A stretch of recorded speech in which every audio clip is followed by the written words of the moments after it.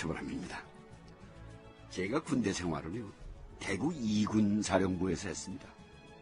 그때가 5.16 직후였던 것 같습니다. 신병으로 전입을 해서 갔는데 누군가 그런 얘기를 해요. 혁명 일으킨 박정희 장군이 바로 우리 부대에 있었다고. 우리 부대의 부사령관이었다고. 아, 그랬구나 싶었는데 전 그 이후로 오랫동안 박정희 대통령을 늘 군인 이미지와 겹쳐서 생각하게 됐던 것 같습니다. 군인 정치, 도덕적인 문제는 논외로 하고 군인이 정치를 한다면 결국 군대식 정치를 할 수밖에 없을 텐데요. 5.16 직후에 벌어진 몇 가지 오류들이 그 근거가 될 수 있지 않을까 싶습니다. 샅샅이 두자. 예. 5.16 직후 군은 전 정권의 민간 관료들이 남긴 자료들을 샅샅이 훑었다. 여기 이상한 서류가 별도로 묶여있는데 따로 챙겨둘까요? 뭐야 그게? 가져와봐. 예. 이겁니다. 뭐지? 중소기업 금고안, 석탄 개발 촉진안. 중요한 자료군요. 활용 가치가 있겠어. 이런 것들까지 만들어낼 수 있는 우수한 인력을 가지고도 왜 그렇게 일들을 못했을까요? 몰라서 못한 게 아니라 알면서도 결단도 못하고 추진력도 없어서였겠지. 그래서 우리나라는 진작 혁명이 필요했던 거야. 자신감이었고 나중에는 자만심으로 번졌을 것이다.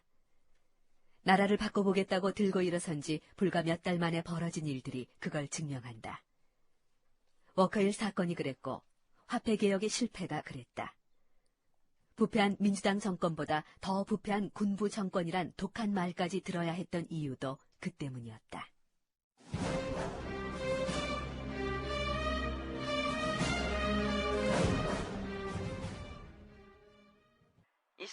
최고회의 박정희 의장은 청와대로 윤보선 대통령을 예방하고 2주간에 걸친 방일, 방미의 보고와 귀국 인사를 했다. 박 의장은 이날 윤 대통령과 단둘이서 약 40분 동안 회담을 하면서 보고한 것으로 보이는데 구체적인 회담 내용은 발표되지 않았다. 발표되지 않은 박정희와 윤보선의 회담 내용은 무엇이었을까? 그건 알 수 없다. 다만 윤보선 전 대통령은 자신의 회고록에 이렇게 밝혀놓았다. 그의 귀국 보고는 어디까지나 형식적이었지 나에게 진심으로 방미 성과를 설명하고 국정을 의논하려는 태도가 아니었다. 그렇다면 박정희의 방미에 대해서 미국은 어떤 평가를 내렸을까? 딘 러스크 미 국무장관은 세뮤얼 버거 주한 미국 대사에게 보낸 전문에서 박정희의 방미에 대해 높은 평점을 주었다. 박 의장은 그와 만난 미국 고관들에게 매우 좋은 인상을 주었다. 그는 헌신적이고 청명하며 자신감 있고 정부를 확실히 장악하고 있으면서 한국이 직면한 문제의 심각성을 잘 알고 있는 것으로 비춰졌다. 미국이 자유세계의 지도자이며 지원자란 사실도 잘 이해하고 있는 듯했다. 그에 대한 버거 대사의 답장이다. 한국은 이제 정치적으로 안정됐으며 적어도 앞으로 6달 동안은 이런 상태가 계속될 것으로 본다. 그러나 공무원들과 하위직 주체 세력 사이에 부정부패가 침투할 가능성이 있다. 또 혁명정부가 너무 많은 것을 서둘다 보니 1962년도 예산을 적자팽창 예산으로 편성한 것이 걱정스럽다.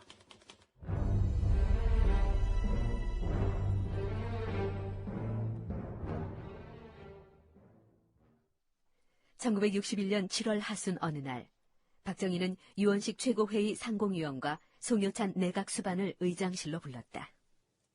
이 경제개발 계획안을 수립하다 보니 이 뜻밖의 난관을 발견했습니다.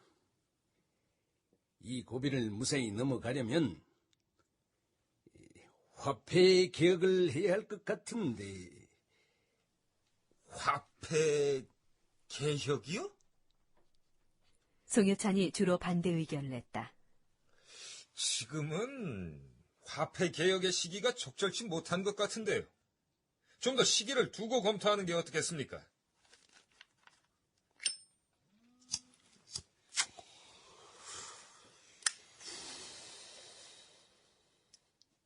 무엇 때문이요? 아직은 혁명의 여파가 가시지 않았습니다.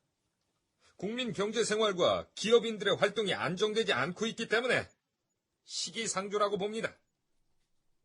박정희가 화폐개혁에 안을 내고 송효찬이 반대, 유원식은 침묵 상태인 상황이다.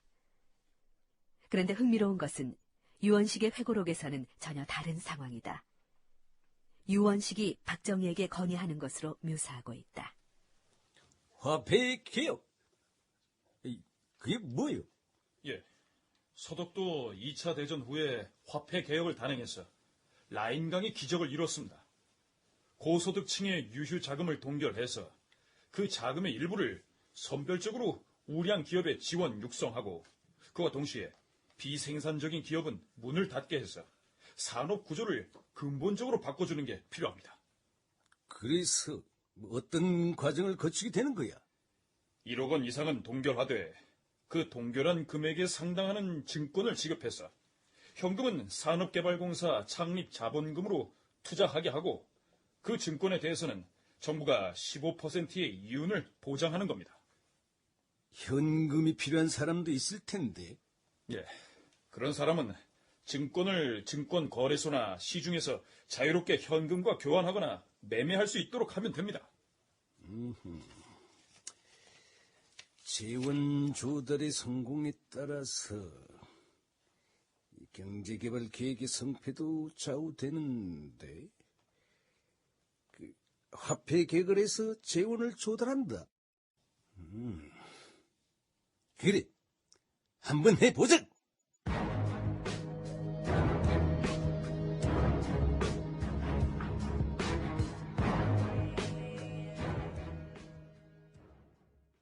이 대목에서 결론을 말씀드리면 이 화폐개혁은 실패로 돌아갑니다. 군인들의 이런 결정이 생각처럼 안 됐던 겁니다. 아무튼 이 아이디어를 처음에 박정희 의장이 냈든 유원식 상공위원이 냈든 그들은 역시 군인이었습니다. 이 일은 일사천리로 진행됩니다. 1961년 9월 초순 어느 날 천병규 재무장관실로 걸려온 상공위원 유원식 준장의 전화. 그는 혁명정부의 진시황으로 불릴 정도로 영향력이 있었다. 특히 그가 세운 경제정책들은 3공화국 경제정책의 틀을 갖추는데 크게 기여했다. 천 장관, 나 유원식입니다. 아이고, 진시황께서 어쩐 일로 전화를 주셨습니까? 나는 전화 좀 하면 안 됩니까? 오스트리아에 가신다면서요? 예, 그 빈에서 IMF 연차 총회가 있어서요. 며칠 후에 떠납니다. 그 전에 식사나 같이 하십시다.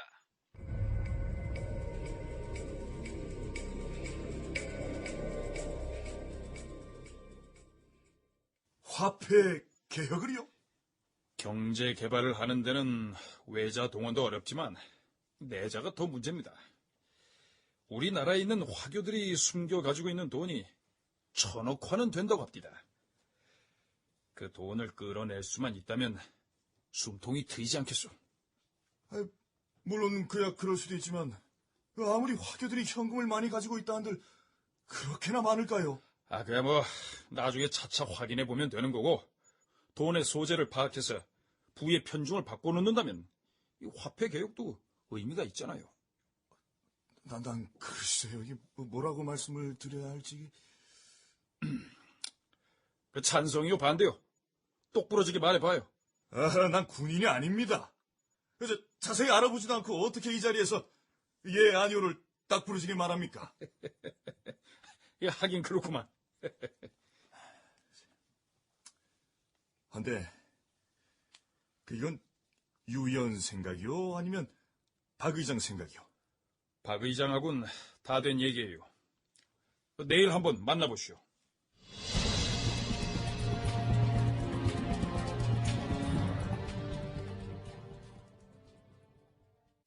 화폐 개혁은 군사혁명보다도 더 가공할 파급 효과를 전체 국민들에게 줄 것이니 쉽게 생각해서는 안 됩니다. 이미 끝난 얘기요.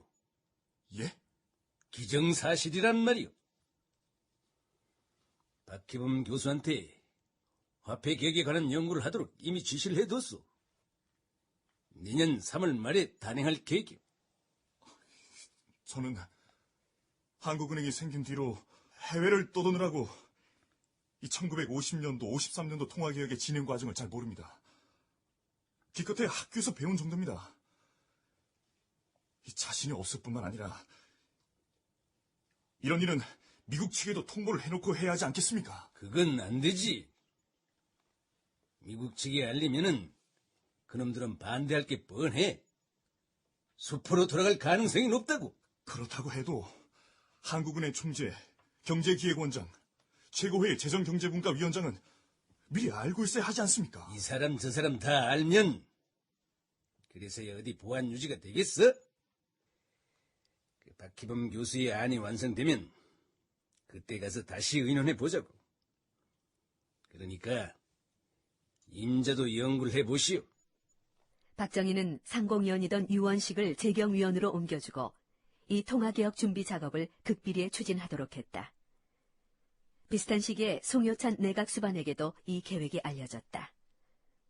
박정희 의장실에 유원식 재경위원, 서울상대 박희범 교수, 송효찬 수반이 함께했다. 무엇보다 보안이 중요합니다. 사전에 미리 알려지기라도 하면 정부가 금덩어리로 돈을 바꾸든지 어떻게든 빠져나가는 돈이 적지 않을 테니까요. 지금 이 계획을 알고 있는 사람들이 누구야? 여기 모인 사람들이 전부입니다. 5명 뿐이야? 예, 그렇습니다. 그리고 천 장관. 예. 실무 준비는 바로 들어가는 게 좋겠어요. 작업할 사람들이 결정되면 사무실을 수시로 옮겨서 한 곳에 오래 머물지 않도록 해야 합니다. 실무자들한테 각서도 받아요. 만약에 이 화폐 개혁의 기밀이 사전에 누설되기라도 하면 극형도 달게 받는다고 말이오. 그 사상 검토도 반드시 하고. 알겠습니다. 그 돈은 언제 찍게 되는 거야? 조만간 김유택 재무부 장관을 이스라엘, 이탈리아, 프랑스, 서독으로 보낼 예정입니다. 그 중에서 계약이 될 겁니다. 아시다시피 미국은 기밀 누설 염려가 있어서 제외를 했습니다. 잘했어.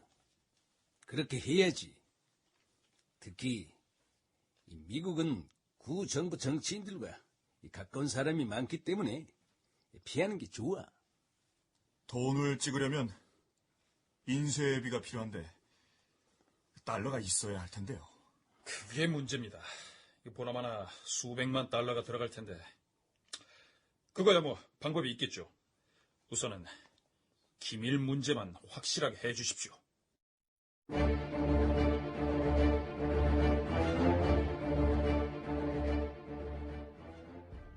분명 5사람이라고 했다. 화폐개혁 얘기를 처음 하기 시작한 박정희 의장과 유원식 재경위원, 그리고 송효찬 수반과 천병규 재무장관, 서울대 박희범 교수. 그런데 시중에서는 이미 통화개혁에 대한 소문이 돌기 시작했다. 송수반님, 화폐개혁이 정말 실시가 되는 겁니까? 지금이 어느 때인데 그런 말을 함부로 해요. 금융가에서는 소문이 꽤 돌고 있던데요. 글쎄, 그거 헛소문이에요. 화폐개혁 같은 건 절대 없습니다. 새 정부가 들어서니까 당연히 할 것이다 하고 넘겨짚는 게지. 그래요? 그렇습니까? 그렇게 첫 번째 위기는 넘어갔다. 근래 시중에 돌고 있는 화폐개혁에 관련된 소문은 사실이 아닌 것으로 밝혀졌습니다. 소문에 대한 혁명 내각의 입장을 밝힌 송효찬 수반은 한간에 번져가고 있는 화폐개혁설은 사실무근이라고 일축하며 강력 부인했습니다. 다음 소식.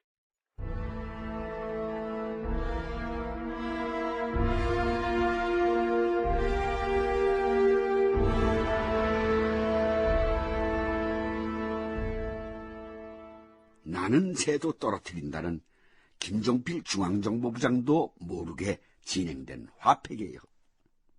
날로 뛰는 물가도 잡고 인플레도 해결하면서 통화 가치까지 높일 수 있다는 장점만을 생각한 화폐 개혁은 아슬아슬하고 순탄치 않은 길로 들어가고 있었습니다.